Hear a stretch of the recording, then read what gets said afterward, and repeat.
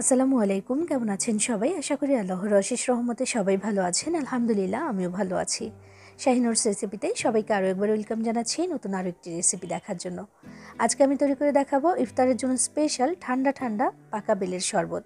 এই বেলের শরবতটা আজকে আমি ঘরে তৈরি করে দেখাবো একদম কম উপকরণে এবং একদম ফ্রেশ। যেটা আমরা বাইরে থেকে যে কোনো জুস বার থেকে কিনে খাই অনেক বেশি দাম দিয়ে, সেটা কিন্তু ঘরেই আপনি একদম ফ্রেশ নিজের হাতে তৈরি করে খেতে পারবেন।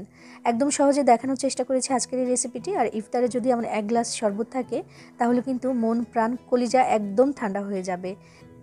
তাছাড়াও পাকা বেল কিন্তু আমাদের শরীরের জন্য বা পেটের জন্য অনেক বেশি উপকারী। আর সারাদিন রোজা রাখার পরে এমন এক গ্লাস শরবত হলে কিন্তু একদম সারাদিনের ক্লান্তি দূর হয়ে যাবে। তো চলুন এটা আজকে কীভাবে তৈরি করেছি দেখে নেওয়া যাক। আর আপনি আমার ভিডিওতে একটা লাইক করে চ্যানেলটি সাবস্ক্রাইব করে পাশেই থাকবেন আশা করছি। শরবতটা তৈরি করার জন্য এখানে আমি বেশ বড় সাইজের একটা পাকা বেল নিয়েছি। আর মাশাআল্লাহ এই বেলটা কিন্তু একদম গাছ পাকা, মানে গাছেই পেকেছে। আর ভীষণ বড় সাইজের এটা। আর সুন্দর একটা ঘ্রাণ কিন্তু এখনই পাওয়া যাচ্ছে ফাটানোর আগেই। আর এই যে দেখুন একদম ফ্রেশ, এই যে গোড়ার অংশটা এটা দেখলেই বোঝা যাচ্ছে যে এটা একদম ফ্রেশ। তো এটাকে আমি ফাটিয়ে নিয়েছি। মাশাআল্লাহ দেখুন একদম পাকা, সেটা দেখেই বোঝা যাচ্ছে যে একেবারেই পাকা, এটা একদম নরম তুলতুলে। তো একটা বোলের মধ্যে আমি এটাকে নিয়ে নিয়েছি। এখানে কিন্তু এটাকে আমি পানি দিয়ে প্রথমে কচলে নেব এটাকে। তো আমি নিয়ে নিচ্ছি একটা চামচ দিয়ে। আর নেওয়ার সময় আমার কাছে এমন মনে হলো যে আমি মনে হয় চামচ দিয়ে আইসক্রিম তুলছি। এটা এতটাই নরম, একদম তুলতুলে নরম। দেখুন কত সহজেই তুলে নেওয়া যাচ্ছে। এটার কারণ হচ্ছে এই বেলটা কিন্তু একদম গাছ পাকা। এমনিতে নর্মালি যে বেলগুলো আনা হয় সবসময় কিন্তু এমন নরম বা এত পাকা কিন্তু পাওয়া যায় না, একটু শক্ত টাইপের থাকে। তো একটু একটু জোর খাটিয়ে কিন্তু তুলতে হয় এই যে খোসাটা থেকে। তবে এটা একদমই নরম গাছ পাকা, তো সেজন্য একদম সহজেই কিন্তু আইসক্রিমের মতো উঠে আসলো। তো আমি এই যে যেই খোসাটা এখান থেকে একদম চেয়ে তুলে নিচ্ছি, কারণ এক ফোঁটাও নষ্ট করার মতো না। এটা কিন্তু অনেক বেশি উপকারী শরীরের জন্য। তো এই জন্য এক ফোঁটাও আমি নষ্ট হতে দেবো না, একদম পুরোপুরিভাবে নিয়ে নিচ্ছি। আর যে খোসাটা এটার মধ্যে কিন্তু আমি শরবতটাকে সার্ভ করে দেখাবো। একটু অথেন্টিক লাগবে দেখতে, ভালো লাগবে দেখতে।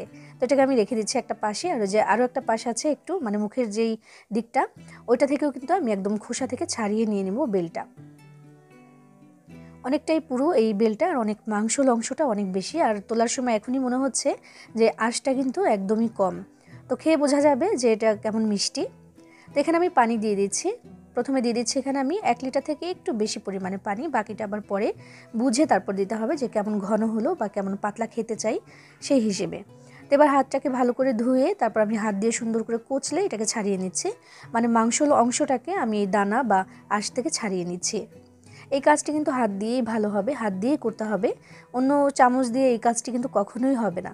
তো একটু ভালো করে আমি এভাবে করে ছাড়িয়ে নিচ্ছি। আর হাত দিয়ে আমি প্রথমে এই যে আঁশগুলো সেটা একটু তুলে নেব, বড় যে আঁশগুলো হাত দিয়ে তুলে নেব, বাদ বাকিটা আবার ছাঁকনি দিয়ে ছেঁকে নেব। তো তখন কিন্তু একটু ঝামেলা করবে এই বড় আঁশগুলো থাকলে।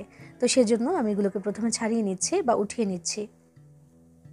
তুলনামূলকভাবে এই বেলটার মধ্যে কিন্তু এই আঁশগুলো অনেকটাই কম আমি দেখছি, কারণ এমনিতে কিন্তু অনেক থাকে। তো আমার মনে হচ্ছে যে এই বেলের যে জাত সেটা মনে হয় অনেক ভালো, এই জন্য আঁশের পরিমাণও কিন্তু একেবারেই কম।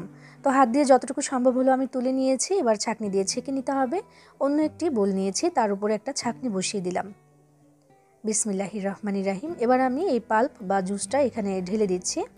দিয়ে কিন্তু সহজে পড়তে চাইবে না, যেটা পাতলা সেটা পড়ে যাচ্ছে নিজে নিজেই, তবে ঘনটা পড়তে চাইবে না। তো সেই জন্য আমি একটা চামচের সাহায্যে একটু নেড়ে চেড়ে দেবো। তাছাড়াও এখানে কিন্তু দানা আছে, তো এই জন্য কিন্তু আটকে আটকে যাবে। তো সেজন্য একটু চামচ দিয়ে নাড়াচাড়া করে দিলে তাড়াতাড়ি কিন্তু এই কাজটি হয়ে যাবে। আর অনেকেই কিন্তু এই বেলের শরবত ব্লেন্ডার করেও বানিয়ে থাকে। তো আমাদের বাড়িতে সেটা হয় না। আমাদের বাড়িতে সবসময় হাত দিয়ে এভাবে করে বানিয়ে নেওয়া হয়, কারণ ব্লেন্ডারে করে বানালে যেটা হয় একদম ফেনা ফেনা হয়ে যায়, সেটার স্বাদ আবার অন্যরকম হয়, ভালো লাগে না তেমন একটা। এই জন্য আমরা যেটা করি এভাবে হাত দিয়ে কচলে তারপর এইভাবে করে বানাই। তো সেটাই কিন্তু সহজ, এটাই আপনাদের সাথে আজকে আমি শেয়ার করছি। আর যে দেখুন অবশিষ্ট অংশ এগুলো হয়েছে, তো সেটা আমি বাদ দিয়ে দিলাম। আর এখানে একদম পিওর জুসটা কিন্তু আমরা পেয়ে গেছি। তো এখানে পরবর্তী সময়ে যতটুকু পানি মেশানোর মিশিয়ে নেব। আর আজকের এই শরবতটা আমি তৈরি করে দেখাবো আখের গুড় দিয়ে। তো আখের গুড় দিয়ে দিচ্ছি আমি এখানে, যেহেতু ইফতারের জন্য বানাচ্ছি, তাই এখানে গুড় দিয়ে বানানোটাই কিন্তু বেশি ভালো হবে। সারাদিন রোজা রাখার পরে চিনিটা যত অ্যাভয়েড করা যায় আর কি। তো প্রথমে আমি এই টেবিল চামচটা দিয়ে 2 চামচ ভরে ভরে উঁচু করে ভরে তারপর দিয়েছি। আরও একটু লাগবে হয়তো বা, যেহেতু এখানে আরও একটু পানি মেশাতে হবে, কারণ আমার মেশাতে গিয়ে মনে হচ্ছে অনেক ঘন এটা। তো এখানে কিন্তু আরও একটু গুড় আমি এখনই দিয়ে দিচ্ছি, দিয়ে একবারে মিশিয়ে নেব। আর পানিটাও দিয়ে দেবো যতটুকু প্রয়োজন হয় আর কি। এখানে নিজের ইচ্ছে মতো যে কতটুকু ঘন বা কতটুকু পাতলা খেতে চান সেই হিসেবেই কিন্তু পানিটা অ্যাড করতে পারেন। তো আমি পানি অ্যাড করার পরেও কিন্তু অনেকটাই ঘন থাকবে, যেহেতু এটা দেখা যাচ্ছে এখনই বেশ খানিকটা ঘন। তো প্রথমে আমি 1 লিটার থেকে একটু বেশি দিয়েছিলাম আর এখন দিয়ে দিলাম, তো সব মিলিয়ে কিন্তু প্রায় 1.5 লিটারের মতো হলো। ওই যে বড় বেলটা দেখিয়ে দিলাম আমি তখন, এই বেলটা দিয়ে কিন্তু প্রায় 1.5 লিটারের মতো হয়েছে শরবত। তো দেখুন ভালো করে মিশিয়ে নিচ্ছে। আর আমার চ্যানেলে যে আরেকটা ভিডিও আছে এই শরবতের, সেটা কিন্তু আমি চিনি দিয়ে করেছিলাম, তো সেটার লিঙ্ক আমি এই ভিডিওটার ডেসক্রিপশন বক্সে দিয়ে দেবো, চাইলে কিন্তু গিয়ে দেখে নিতে পারেন। তো মিশিয়ে নিয়েছি, দেখুন ঘনত্বটা বেশ ঘন আছে, আর এই শরবতটা কিন্তু এমন ঘনই আমার কাছে ভালো লাগে। তো এই জন্য একটু ঘন ঘনই রেখেছি আমি এটাকে। এবার আমি এটাকে একটা জাগের মধ্যে নিয়ে নিচ্ছি। মাশাআল্লাহ দেখুন দেখতে কতটা সুন্দর লাগছে। আর এখানে ঢেলে আমি দেখানোর কারণ হচ্ছে ঘনত্বটা বোঝানোর জন্য, যে অনেকটা ঘন কিন্তু রয়ে গেছে, আর এই শরবতটা এমন ঘনই ভালো লাগে আমার কাছে। তো দেখুন আমি নিয়ে নিচ্ছি। ওই যে আমি খোসাটা রেখে দিয়েছিলাম না, বেলের খোসাটা, তো সেটার মধ্যে একটু সার্ভ করে দিচ্ছি। এমনি একটু দেখতে ভালো লাগছে না, খুব ভালো লাগছে দেখতে, তো এটার মধ্যে একটু দেখিয়ে দিলাম আমি।